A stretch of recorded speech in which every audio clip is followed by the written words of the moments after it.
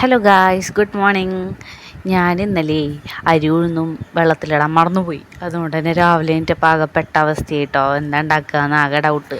എന്തോ ഭാഗ്യത്തിന് ബ്രെഡ് ഇരിക്കുന്നുണ്ടായിരുന്നു, മുട്ട ഇരിക്കുന്നുണ്ടായിരുന്നു. അപ്പം ഞാൻ വിചാരിച്ചു ബ്രെഡും മുട്ടയും പിന്നെ സാൻഡ്വിച്ച് പോലെ ബ്രെഡ് ചൂടാക്കിയിട്ട് അതിൻ്റെ മുകളിൽ ചീസും കൂടെ വെച്ച് കഴിഞ്ഞാൽ ഒരു സാൻഡ്വിച്ച് മോഡലാവുമല്ലോ.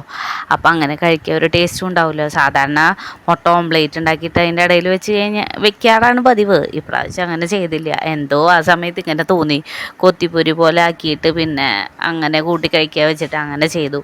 എന്നിട്ട് നീരവ് എന്തോ എണീറ്റിട്ടില്ല കേട്ടോ. ഇന്ന് 9:45 എണീക്കുമ്പോൾ. അപ്പോൾ അവ എണീക്കണതിന് മുന്നേ ഞാൻ ചീസിൻ്റെ കവറൊക്കെ ഉണ്ടായിരുന്നേ, അപ്പോൾ അതും പിന്നെ കൊട്ടയിൽ കുറച്ച് കവറും സാധനങ്ങളൊക്കെ ഇരിക്കുന്നുണ്ടായിരുന്നു. അപ്പോൾ അതൊക്കെ കൂടെ കൂട്ടിക്കെട്ടി ഞാൻ ബാക്കിൽ കൊണ്ടിട്ടു. പിന്നെ സമയമായിട്ടുണ്ടായിരുന്നു കേട്ടോ. ഞാനിപ്പോൾ 8 മണിയാവുന്നുണ്ട് എണീക്കാൻ.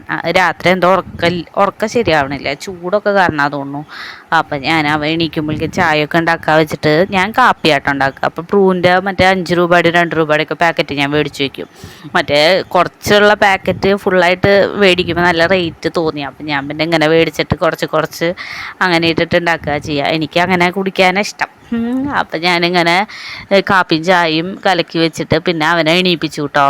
നല്ല ലേറ്റായിട്ടുണ്ടായിരുന്നു ഇന്നത്തെ ദിവസം.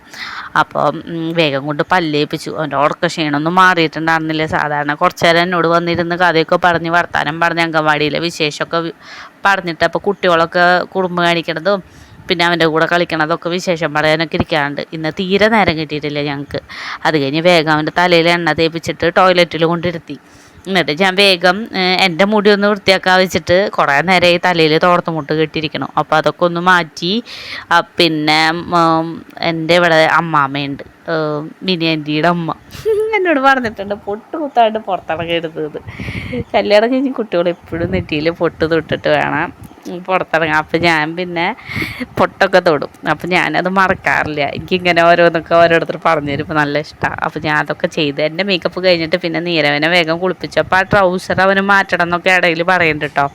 അത് അത്ര വലുതായിട്ടില്ല അമ്മ, അപ്പം എന്തിനത് ഇങ്ങനെ വീട്ടിലൊക്കെ ഇടിപ്പിക്കണേ ചോദിച്ചപ്പോൾ അപ്പോൾ എനിക്ക് തോന്നി. പിന്നെ മാറ്റാൻ നേരമില്ലാത്തതുകൊണ്ട് ഞാനത് ഇന്നിങ്ങനെ പോകും. നാളെ തൊട്ട് ഞാൻ ഇത് മാറ്റി വയ്ക്കുക, പുറത്തേക്ക് മാത്രം ഇടാമെന്ന് പറഞ്ഞിട്ട് അങ്ങനെ മാറ്റി വെച്ചു. പിന്നെ ഞങ്ങൾ ഇത് കഴിക്കായിരുന്നു. അപ്പോൾ വെജിറ്റബിൾസൊന്നും സാൻഡ്വിച്ചിൻ്റെ ഉള്ളിലുണ്ടായിരുന്നില്ല കേട്ടോ. തക്കാളിയൊക്കെ കഴിഞ്ഞിരിക്കുമായിരുന്നു. എന്നാലും ഞാൻ ഉള്ള പോലെ അങ്ങനെ വെച്ച് കൊടുത്തു. പക്ഷെ അവന് ഇഷ്ടമായിട്ടോ, അവൻ നന്നായിട്ടുണ്ട്, അമ്മ എനിക്ക് ഇങ്ങനെ ഇടയ്ക്ക് ഉണ്ടാക്കി തന്നു എന്നൊക്കെ പറഞ്ഞു. പിന്നെ കുട്ടിക്ക് അധികം എൻ്റെ കൂടെ ഇരുന്ന് വർത്താനം പറയാൻ സമയം കിട്ടിയില്ല. പിന്നെ ഉടക്കൊപ്പിച്ചൊക്കെ ആയിരുന്നു കോട്ടുവായിക്ക് ഇട്ടിട്ട്.